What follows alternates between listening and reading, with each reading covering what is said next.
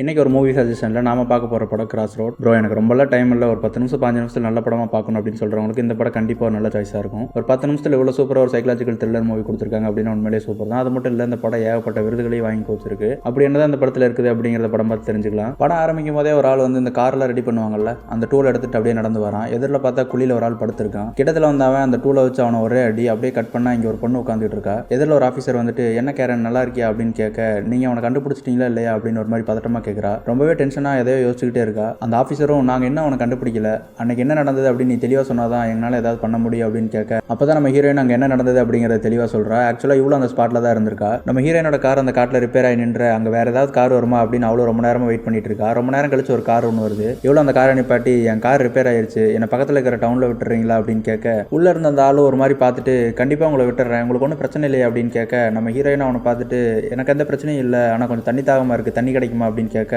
உள்ளே இருந்த ஆள் வெளியில் எந்திரிச்சு வந்து காருக்கு பின்னாடி இருந்து அந்த தண்ணி எடுத்து கொடுக்குறான். நம்ம ஹீரோயினை பார்த்துட்டு நான் உன்னை தான் தேடிட்டு இருந்தேன் இவ்வளோ நேரமாக இந்த இடத்துல அப்படின்னு ரொம்ப பழக்கப்பட்ட ஆள் மாதிரி பேசுகிறான். நம்ம ஹீரோயினுக்கு ஒன்றுமே புரியல. நம்ம 2 பேரும் இதுக்கு முன்னாடி மீட் பண்ணியிருக்கோமா அப்படின்னு கேட்க, கண்டிப்பாக கேரன், நம்ம 2 பேரும் மீட் பண்ணியிருக்கோம் அப்படின்னு சொல்கிறான். அவரோட பேரை கூட கேரன் அப்படின்னு கரெக்டாக சொல்கிறான். நம்ம ஹீரோயினுக்கு ஒன்றும் புரியல, நம்மளுக்கும் ஒன்றும் புரியல. யாரா நீ எங்கேருந்து வந்திருக்க அப்படிங்கிற மாதிரி தான் இருக்குது. ஆளோட நடவடிக்கைலாம் பார்த்தா ஒரு மாதிரி சைக்கோ மாதிரி பண்ணிட்டு இருக்கான். அந்த ஆள் காருக்கு பின்னாடி போய் ஏதோ தேடிட்டு இருக்க. நம்ம ஹீரோயின் ரொம்ப உஷாராக காருக்குள்ள ஏதாவது கிடைக்குமா அப்படின்னு தேடிட்டு இருக்கா. அப்போ அந்த டேஷ்போர்ட் ஓப்பன் பண்ணி பார்க்க இவரோட ஐடி கார்டு இருக்கு. அதை பார்த்து நம்ம ஹீரோயினுக்கு பயங்கரமான ஷாக்கு. நீ யாரு, என்ன ஃபாலோ பண்றியா, என்னோட ஐடி கார்டு உங்ககிட்ட எப்படி வந்துச்சு அப்படின்னு பயங்கரமா அந்த ஆளை பிடிச்சி கத்துறா. அப்பதான் ஒரு விஷயத்த சொல்றான், நான் உன்னை எதுவும் பண்ண மாட்டேன், நான் உன்னை காப்பாற்ற தான் முயற்சி பண்ணிட்டு இருக்கேன். உனக்கே தெரியும் சுத்தி 1000 மைலுக்கு எந்த ஊருமே கிடையாது, நீ எப்படி இங்க வந்தேன்னு யோசிச்சு பாரு, நீ எப்படி இங்க வந்தேன்னு யோசிச்சு பாருன்னு திரும்ப திரும்ப அதையே சொல்லிட்டு இருக்கான். நம்ம ஹீரோயின் ஒண்ணுமே புரியல, ரொம்ப பதட்டமாகறா. ஆனா அந்த ஆள் சொன்னதே திரும்ப திரும்ப சொல்லிட்டு இருக்கான். நீ எப்படி இங்க வந்த, நீ ஏன் இங்க இருக்க, நீ யோசின்னு அதையே சொல்லிட்டு இருக்கான். டக்குன்னு நம்ம ஹீரோயின் அங்க வேற யாரோ ஒரு ஆளை பார்க்க ரொம்பவே பயப்படுறா. அந்த பக்கமே திரும்ப மாட்டேங்கிறா. அவனும் கிட்டத்துல வந்து உன் வாழ்க்கை எப்படி மாறினதுக்கு காரணமே அவன் தான், அவனை பாரு, திரும்பி பாரு அப்படின்னு சொல்றா. ஆனா இவ பார்க்கவே மாட்டேங்கிறா. ஒரு கட்டத்துல ரொம்ப டென்ஷன் ஆகி திரும்பி அவனை பாரு அப்படின்னு கத்த, நம்ம ஹீரோயின் திரும்பி அவனை பார்க்கறா. ஃபர்ஸ்ட் சீன்ல ஒரு ஆள் குளிக்குள்ள படுத்திருந்தான்ல,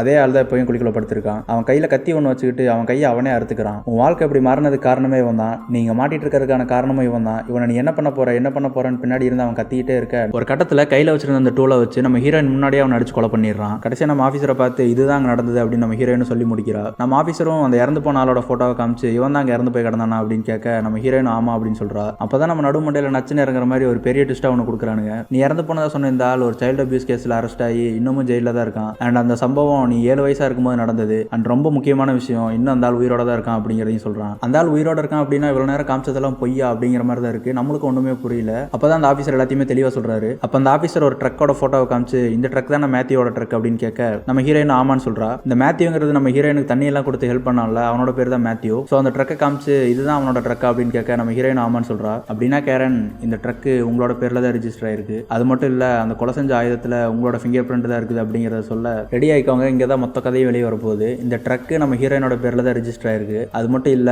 அந்த கொலை செஞ்ச ஆயுதத்துல நம்ம ஹீரோயினோட கைரேகை தான் இருக்குது அப்படிங்கிறதே அந்த ஆஃபீஸர் சொல்றாரு. அண்ட் நம்ம ஹீரோயின் என்ன சொல்லியிருப்பா அப்படின்னா, அந்த சம்பவம் நடந்ததுக்கு அப்புறம் நான் அங்கேயே மயக்கம் போட்டு விழுந்துட்டேன், அதுக்கப்புறம் நான் எந்திரிச்சு பார்க்கும்போது ஹாஸ்பிட்டல்ல உங்க பக்கத்துல இருந்தேன் அப்படிங்கிறத சொல்லியிருப்பா. அப்ப நம்ம ஆஃபீஸர் நம்ம ஹீரோயினை பார்த்துட்டு, அப்ப நீங்க 911 கால் பண்ணல அப்படின்னு கேட்க, நம்ம ஹீரோயின் இல்ல அப்படின்னு சொல்லுவா. அப்பதான் நம்ம ஆஃபீஸர் அவளுக்கு ஒரு வாய்ஸ் ரெக்கார்டர் எடுத்து போட்டு காமிக்கிறாரு. அண்ட் அந்த வாய்ஸ் ரெக்கார்டில் நம்ம ஹீரோயின் தான் பேசியிருக்கா. நான் சூசைட் அட்டெம்ப்ட் பண்ணியிருக்கேன், என் கையை கிழிச்சுக்கிட்டேன், ஆல்ரெடி எனக்கு ரொம்ப பிளட் லாஸ் ஆயிடுச்சு, சீக்கிரமா வந்து காப்பாத்துங்க அப்படின்னு நம்ம ஹீரோயின் தான் பேசியிருந்திருக்கா. அப்போ அந்த சைல்டு அபியூஸ் பண்ணவன் அங்கே சாகலையா அப்படிங்கிற ஏகப்பட்ட கேள்வி இருக்குது. இது எல்லாத்துக்கும் ஒரே பதில் நம்ம ஹீரோயின் தான். ஆக்சுவலாக அந்த சைல்டு அபியூஸ் கேஸில் பாதிக்கப்பட்டதே நம்ம ஹீரோயின் தான். அந்த சம்பவத்துல இருந்து வெளியில வர முடியாம தன்னைத்தானே ரொம்ப வீக்கா ஃபீல் பண்ணியிருந்திருக்கா. அப்பதான் அவளை காப்பாத்திக்கிறதுக்காக அவளே ஒரு கற்பனையான கேரக்டரை உருவாக்கியிருக்கா. அந்த கேரக்டரோட பேர் தான் மேத்யூ. அண்ட் அந்த கேரக்டர் வேற யாருமே கிடையாது, அதுவும் நம்ம ஹீரோயின் தான். நம்ம அன்னியன் படத்துல பார்க்குற மாதிரி மல்டிபிள் டிசார்டர் தான் இவளுக்கும் வந்திருக்குது. அண்ட் அது மட்டும் கிடையாது, அந்த இறந்து போனதா சொன்னால் இருந்த இடத்துல இருந்ததும் நம்ம ஹீரோயின் தான். தன்னை அபியூஸ் பண்ண ஒரு ஆளை பழி வாங்குறதா நினைச்சுக்கிட்டு தனக்குள்ள இப்படி ஒரு கற்பனையான கதாபாத்திரங்களை உருவாக்கிட்டு அதுக்குள்ளேயே வாழ்ந்துட்டு இருந்திருக்கா. இதெல்லாம் சொல்லி முடிக்க இப்பதான் அவளுக்குள்ள இருக்க அந்த மேத்யூன்ற கேரக்டர் வெளியில வருது. அண்ட் இந்த சீன் ரொம்ப சூப்பரா இருக்கும். நம்ம ஆஃபீஸரை பார்த்துட்டு ஒரு மாதிரி நக்கலா,